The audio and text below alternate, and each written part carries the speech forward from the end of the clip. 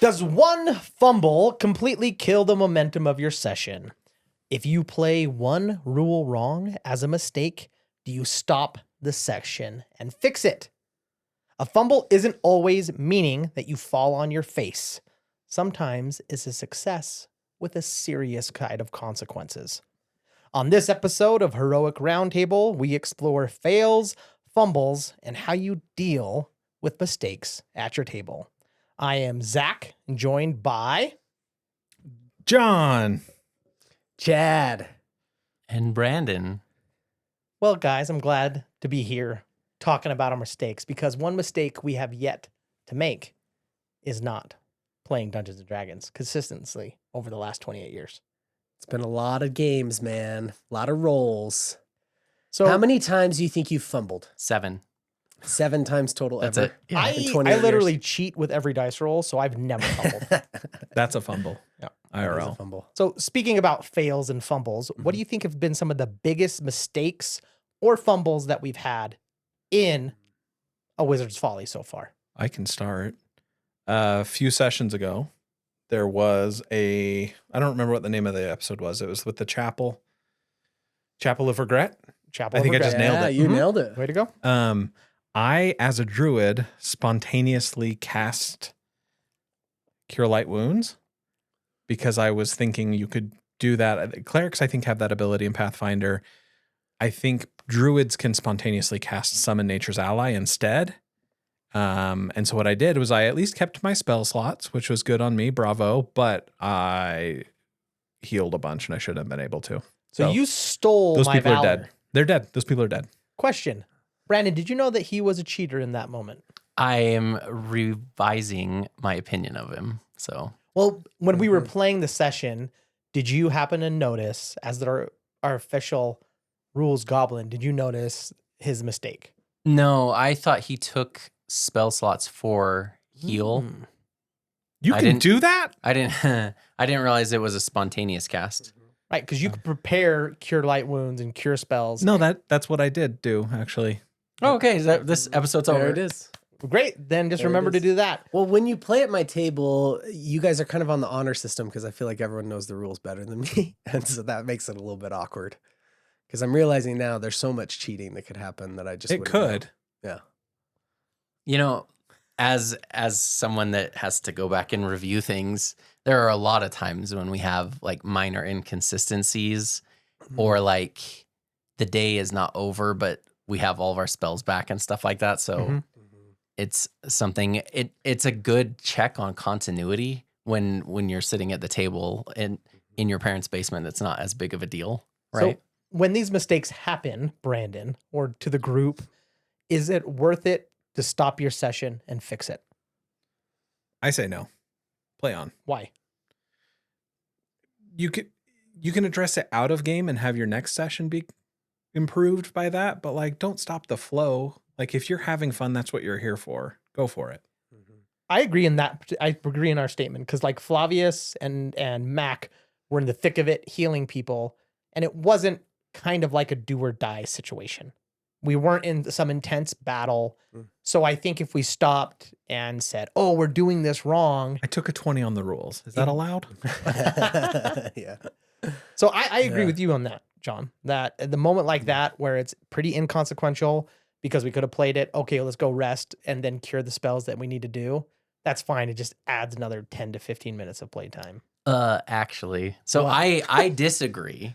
And this is why I disagree, because first of all, it creates like a imbalance in power a little bit, right? Where like if somebody can do something all that, like it's just like if you have a move action and you can do a move action plus something else, then it starts to feel weird at the table, at least for me, where I'm like, well, I want to do just as much, but like I can't because You know I'm the rules. like beholden to the rules. You're and my you're two burdened by knowledge.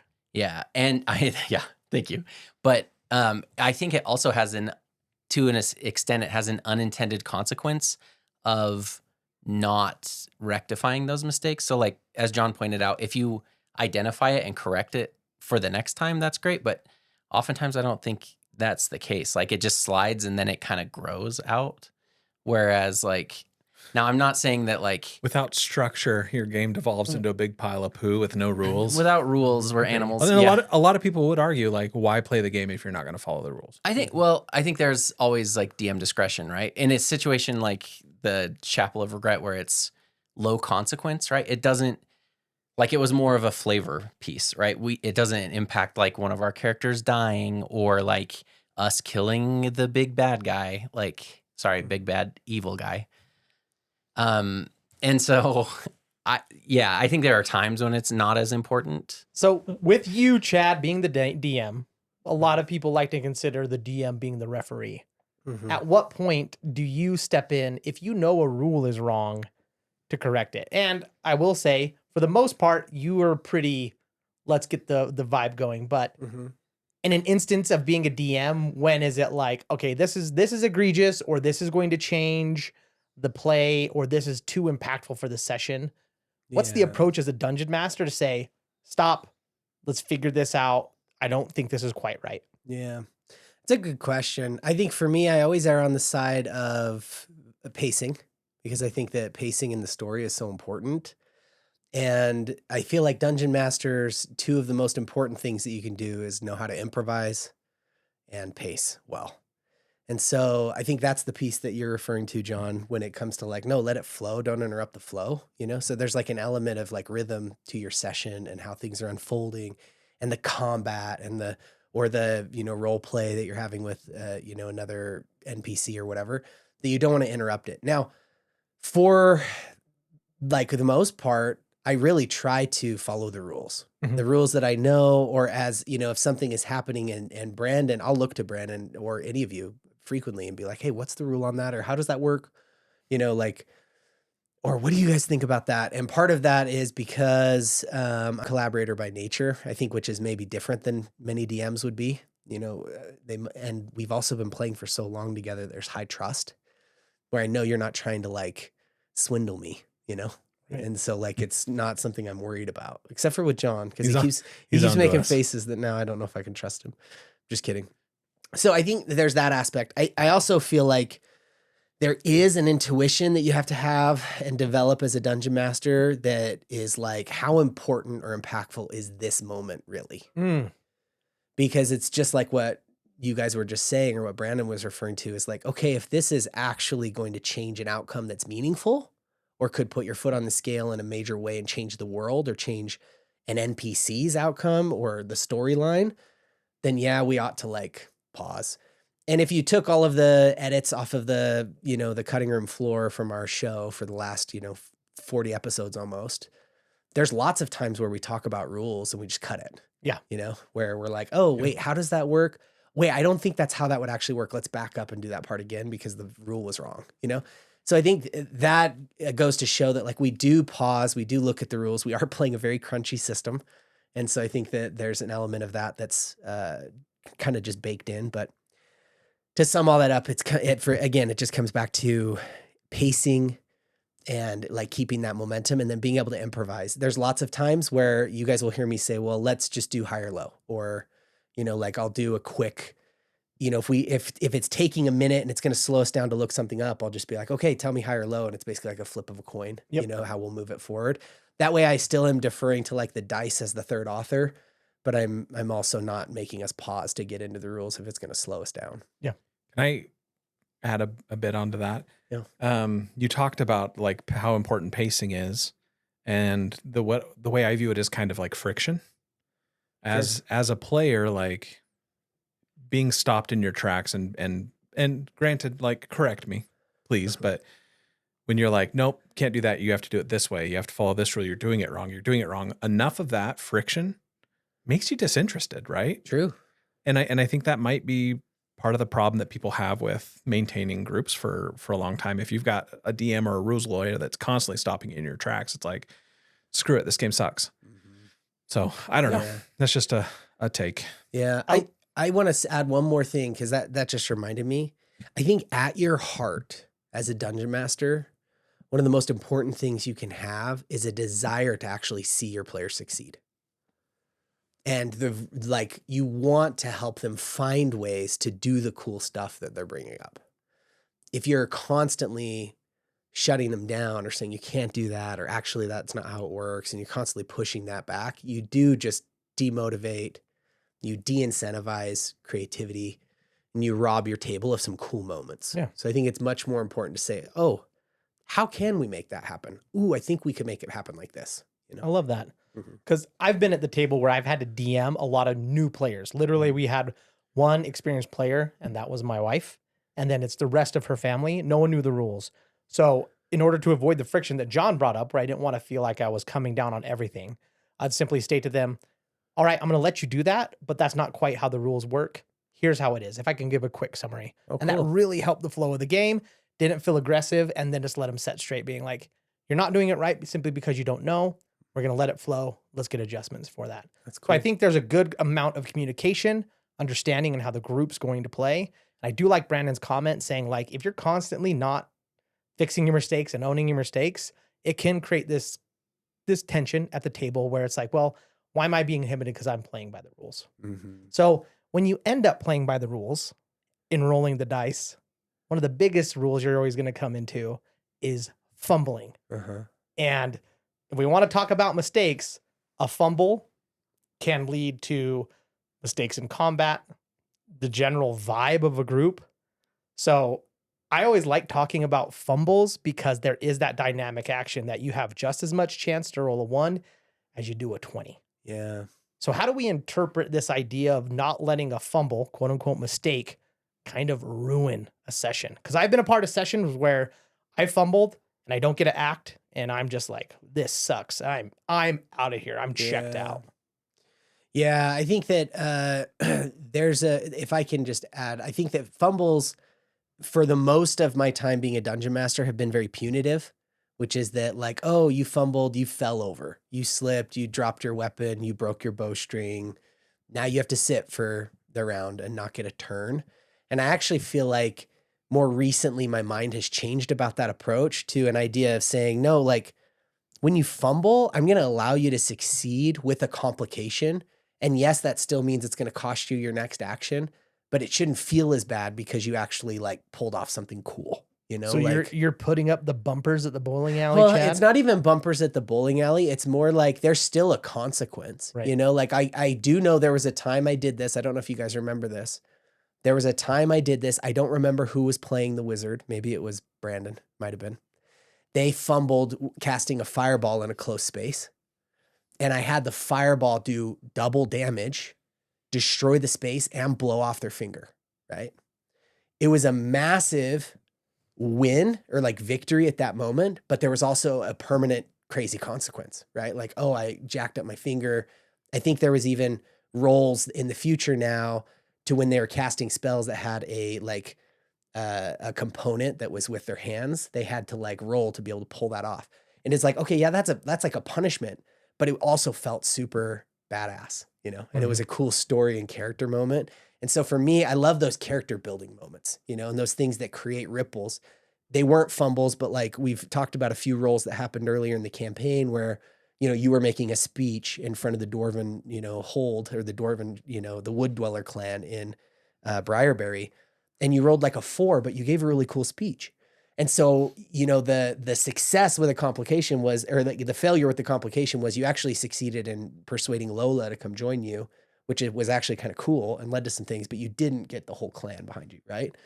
Or like with Rowan, you intimidated him because you were actually very intimidating in how you role played, even though you didn't succeed with the role, you succeeded in intimidating him. And then the consequence was Rowan was never going to trust you after that.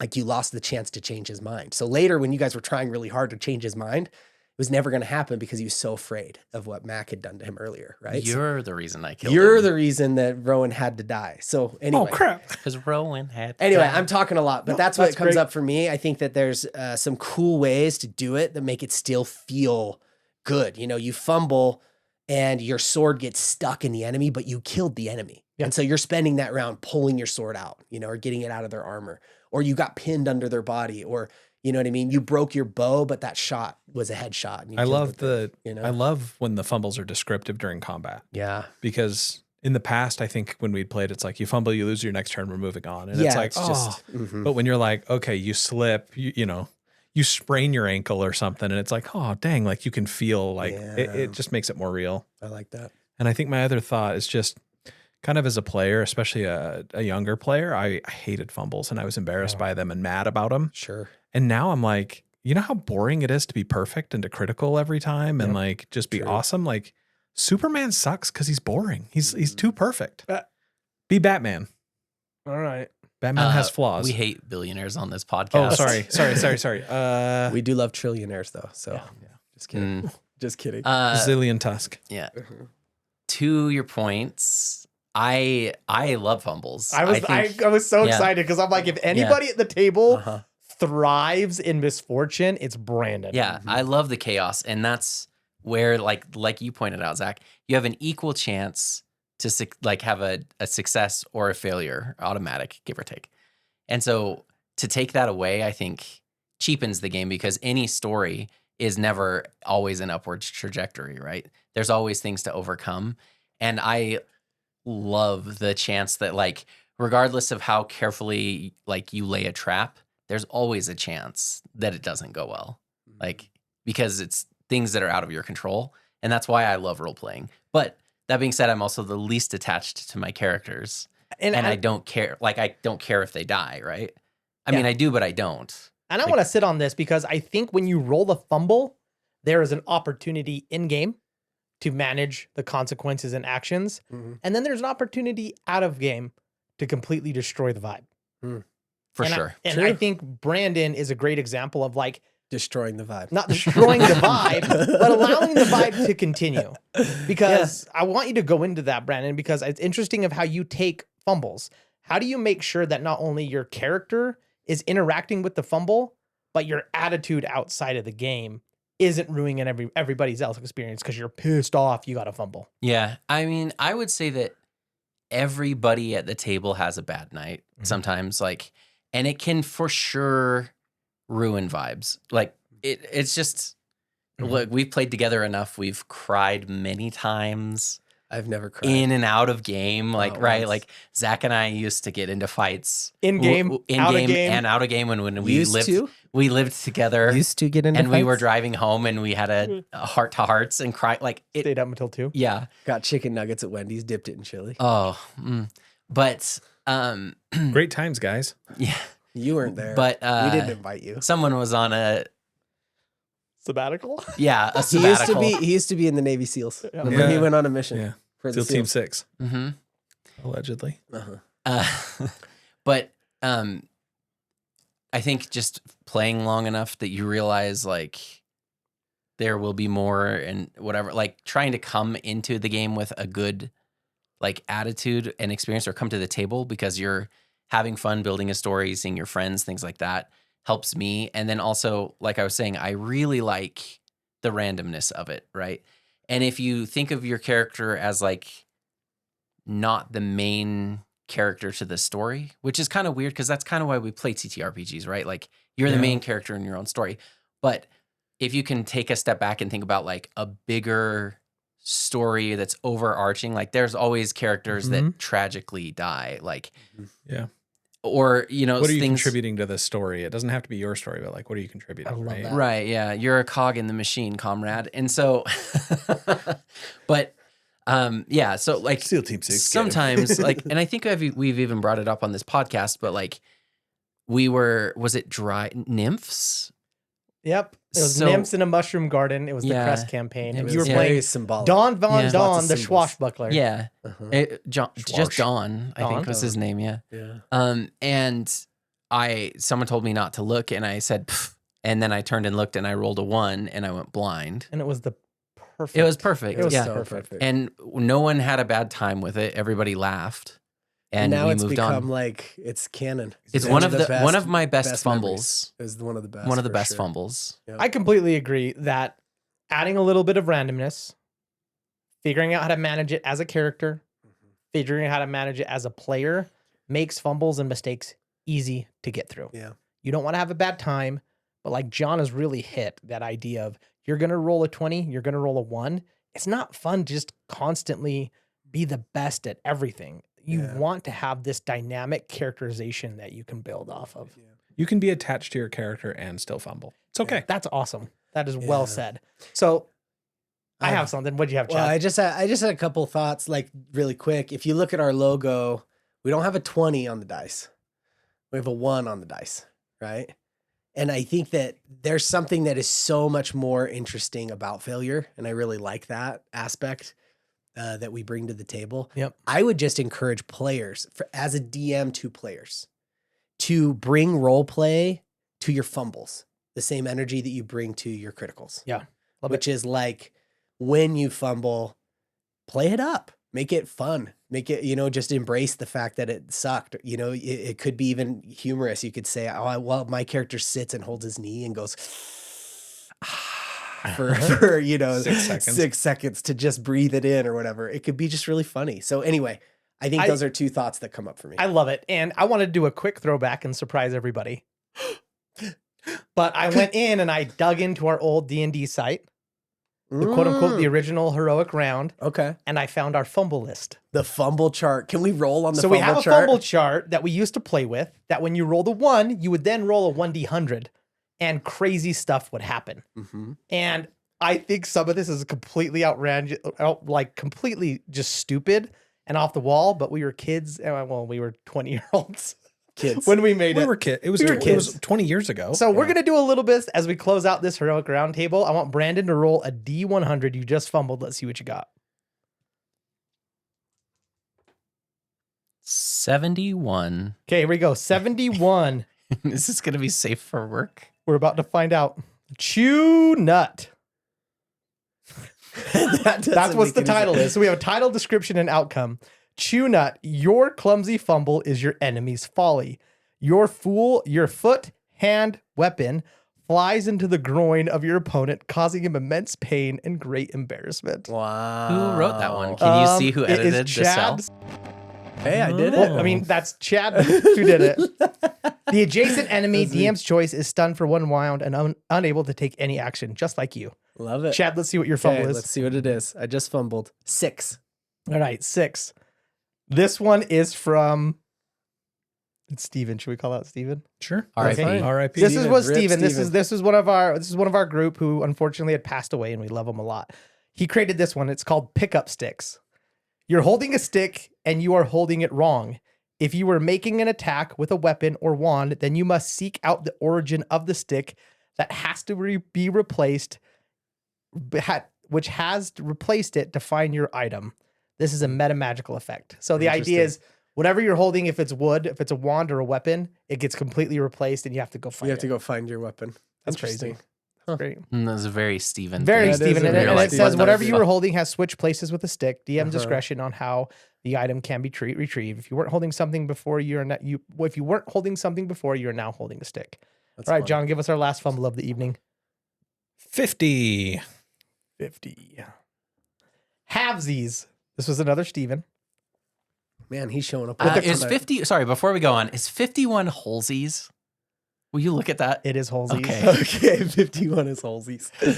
With a crash, you find you have targeted yourself, and how. If you are half the man you are, that would have killed you. And it says you lose 50% of your current HP, rounded down. Am I not Nice. merciful? Unless you only have 1 HP, then you lose that 1 HP. Wow. So this is a fun Dang. thing that we did. Maybe we'll end up putting this on, but they're crazy. yeah, those are Wild. insane. It can derail a session because I think one of the Uh-huh. fumbles summons like a deck of many things or something Yeah. like that. But You've got to roll in real quick. Yeah. Yeah, before we wrap up. Hold on. Also, we'd work on grammar because I'm Yeah. sure some of these are. Well, we so- canto tell Steve to Yeah. work on his grammar. Yeah. well, you want to that. re-roll We the can. Steve We one? just We need can. candles. That's true. Do you need Seance. two D10s? You got them? All Alright, right, you got Zach's going to this. roll one. Here we go. Here's where we're going to end on. You just Elmo? 54. This is Mega Holesies. Brandon. Oh. Monkey Bars Blue. Monkey Bars Blues. As you grip your weapon extra tight, painful blisters burst on your hand, making it impossible to hold anything tight. Until healed, you suffer -2 to all your attacks and only half of your ability modifier to your damage, rounded down. Oh, Dude, that's meta. written like a real Yeah, rules we goblin. could A lot of dude. brains Somebody are who really knows the good. rules. Yeah. That was really good. That's great. That's great because that is a childhood memory of Don't when monkey bars? Don't get in a Chad monkey bar. Don't get in a monkey couldn't, fight with yeah. Brandon. Jeez. Awesome. Well, thank you all for sitting with us. Whether you cheat every time you roll a fumble, or you are the only player who reads the rules and because of that never makes mistakes, remember that the best game is the one where everyone wants to come back for the next session. Be sure to check out the main quest episodes and follow us on socials. And as always, live heroic and die historic.